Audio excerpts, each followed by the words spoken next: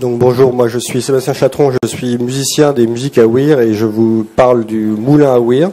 Le moulin à Ouïr, c'est un dispositif numérique interactif inventé par le percussionniste Denis Charol et développé par Elsa Biston et Alexis Baskin. C'est un outil de création et de performance musicale et sonore à destination de la scène pour la représentation. En destination de la pédagogie avec des actions culturelles ou encore pour des installations grand public. C'est-à-dire qu'il s'adresse d'abord et avant tout aux musiciens et aux danseurs pour des improvisations individuelles ou collectives, mais en fait n'importe qui peut très facilement et instantanément pratiquer le moulin à Ouïr selon son niveau d'expertise, allant de l'expérimentation ludique à une expérimentation beaucoup plus poussée. Le moulin repose sur une idée de cartographie sonore. Il y a une mise en relation du geste au son. C'est-à-dire que c'est le geste et le déplacement qui génèrent la matière sonore et les événements sonores. Ça fait maintenant plusieurs années qu'il est en développement, en expérimentation et en réflexion, avec notamment l'aide de la DRAC Haute-Normandie, du Conservatoire de Rouen, de d'ICREAM ou de l'Atelier Art Sciences à Grenoble.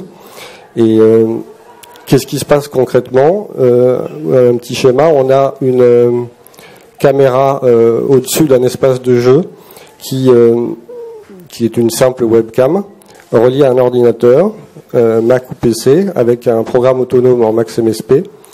Et ça définit au sol une zone d'environ 10 mètres carrés, divisée en 9 grandes zones, elles-mêmes sous-divisées en 81 mini-zones. Et le tout étant, il y a une fluidité entre toutes ces zones-là. Donc on est sur des... il n'y a pas eu d'invention d'objets. C'est vraiment la pensée du rapport entre le geste et la matière musicale qui est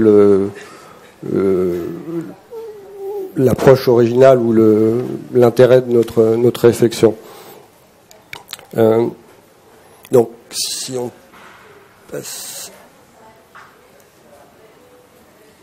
voilà. Donc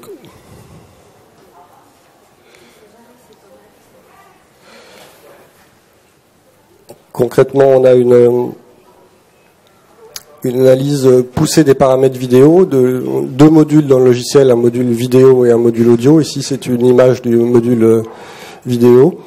Donc, vous avez une représentation de cette zone-là qui fait 10 mètres carrés, hein, mine de rien, la zone éclairée. On peut adapter la taille des cases dessus et ensuite il y a tout un système de contrôle et du flux optique et des paramètres de la vidéo selon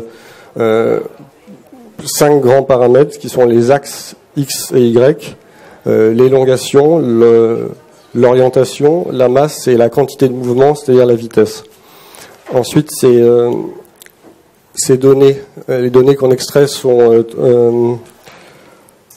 vont ensuite modifier des modules de création qui sont indépendants les uns des autres, mais qui sont aussi interconnectables, empilables, et qui peuvent également contrôler des synthétiseurs hardware en MIDI, ou des plugins, ou encore des logiciels tiers comme Contact ou Reactor.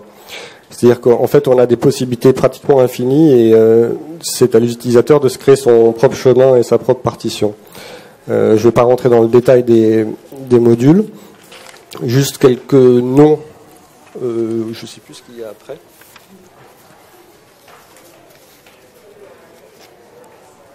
Pas tout de suite, alors. Quelques noms de modules. Ouais. L'escargot, un mode de jeu qui permet de naviguer chronologiquement dans une composition, une improvisation ou une histoire. Le perroquet qui permet de déposer des sons et de les rejouer aussitôt et de les modifier. La meule sonore qui permet de distordre des éléments préenregistrés. La forêt de particules qui pulvérise les sons en grains dans l'espace et les rejoue ensuite en fonction du déplacement de l'interprète. ou encore le kaléidophone qui contrôle donc des plugins et des synthétiseurs. Aujourd'hui, 3 axes de développement principaux donc pour le moulin à ouïr. Un axe qui est celui des installations donc, dans l'espace public, des installations liées à l'univers sonore, dans lequel le visiteur devient interprète de sa propre création dans l'espace. On a fait ça par exemple à Pantin avec une installation au fil du canal en 2012. Donc le deuxième axe, c'est le support d'action culturelle avec des résidences dans les écoles, dans les conservatoires ou auprès des étudiants. Par exemple, une résidence d'1 an au conservatoire régional d'Aubervilliers ou un impromptu au centre Georges Pompidou avec un dispositif que je n'ai pas là. Non. Et puis le troisième axe, bien sûr, c'est pour le musicien ou pour le danseur dans le cadre de recherche et de spectacle, donc intégré dans un spectacle. Voilà.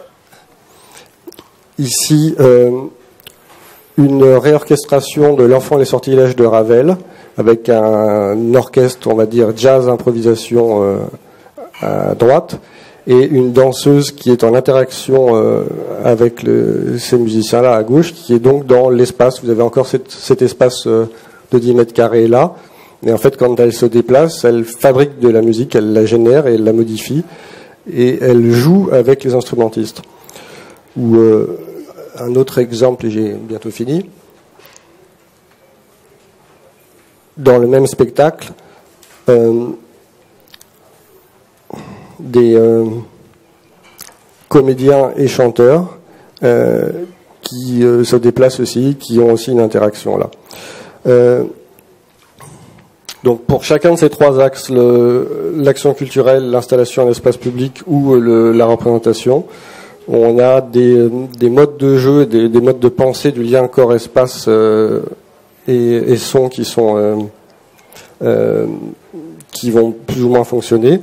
Mais le tout est toujours pensé dans un geste, un rapport constant entre le geste et le son, avec la particularité qui est vraiment spécifique que c'est le corps qui génère la musique et les sons. Voilà, et le tout dans une esthétique générale d'improvisation générative. Et donc je serai à vos dispositions pour vous en dire plus ou vous en montrer plus. Merci.